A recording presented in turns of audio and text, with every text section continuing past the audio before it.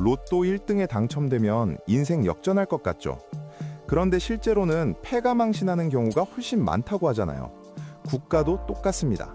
땅만 파면 금이랑 은이 쏟아지고 석유가 콸콸 나오는데 오히려 나라가 처참하게 망해버리는 현상. 이걸 자원의 저주라고 부르거든요. 오늘은 도대체 왜 하늘이 내린 축복이 국가를 파멸로 이끄는 독약이 됐는지 그 잔혹한 역사를 파헤쳐 보겠습니다.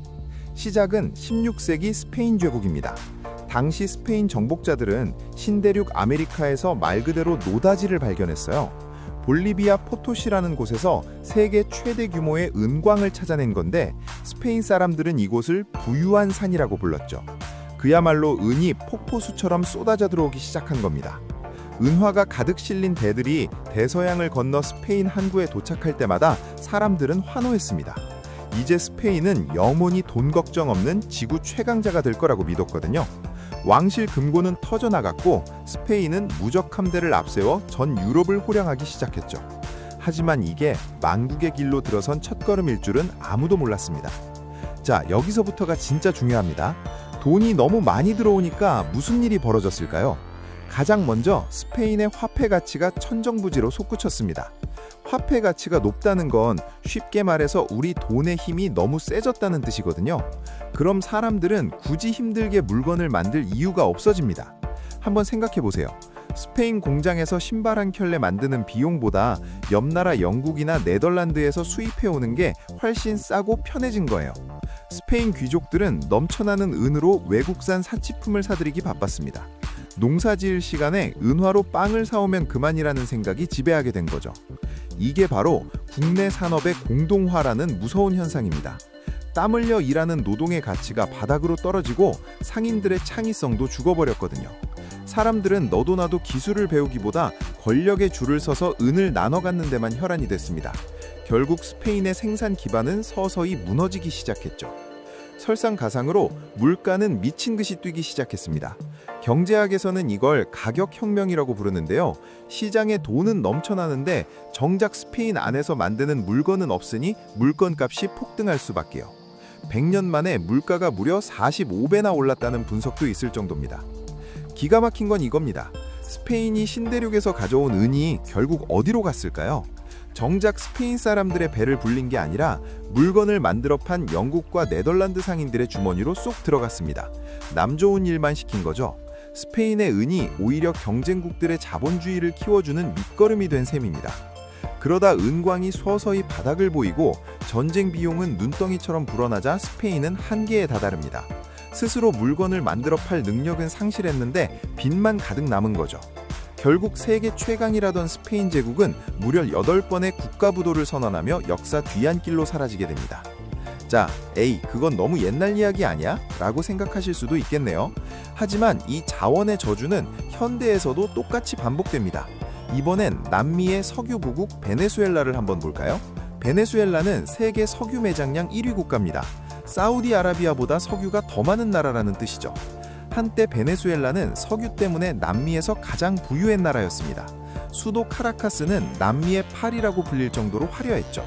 70년대 유가가 폭등할 때는 돈이 너무 많아서 정부가 국민들에게 무상 독지 파티를 열어줄 정도였습니다.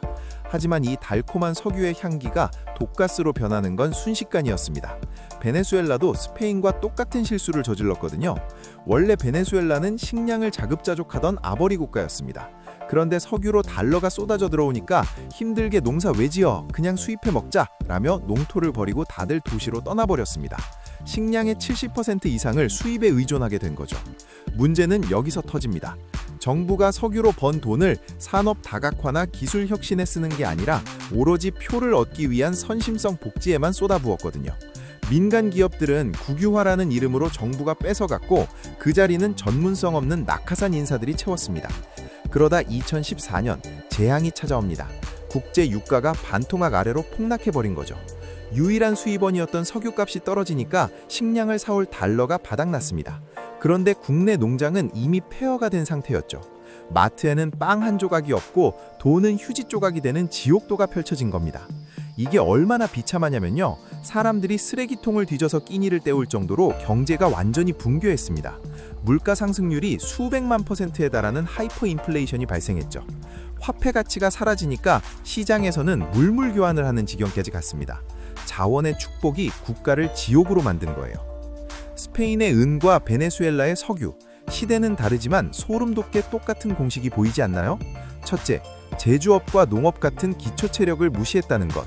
둘째, 자원으로 번 돈을 미래를 위한 투자가 아니라 당장의 소비와 과시에 썼다는 것.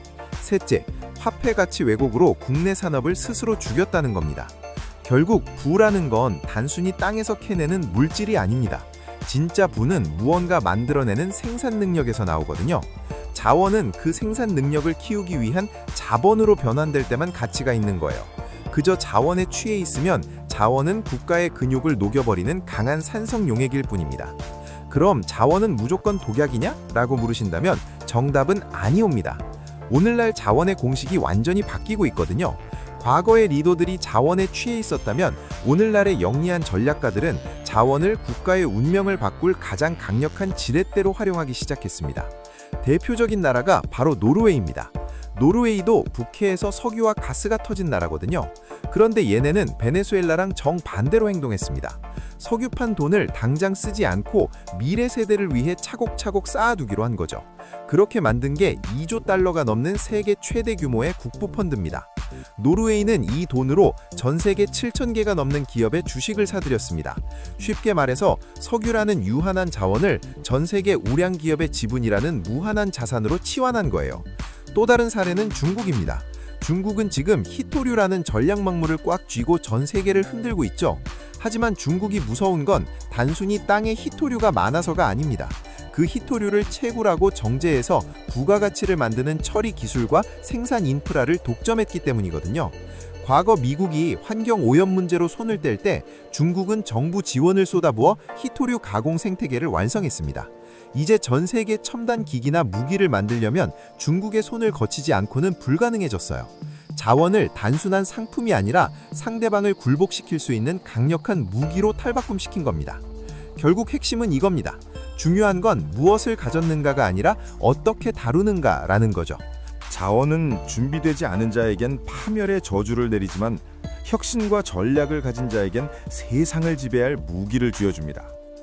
진짜 무서운 건 자원의 고갈이 아니라 자원을 기술로 치환하지 못하는 국가의 무능일지도 모릅니다. 여러분은 어떻게 생각하시나요? 우리 앞에 놓인 자산이 축복이 될지 저주가 될지는 결국 우리의 태도에 달려 있는 것 아닐까요? 오늘 영상 여기까지고요. 다음 영상에서 만나요. 감사합니다.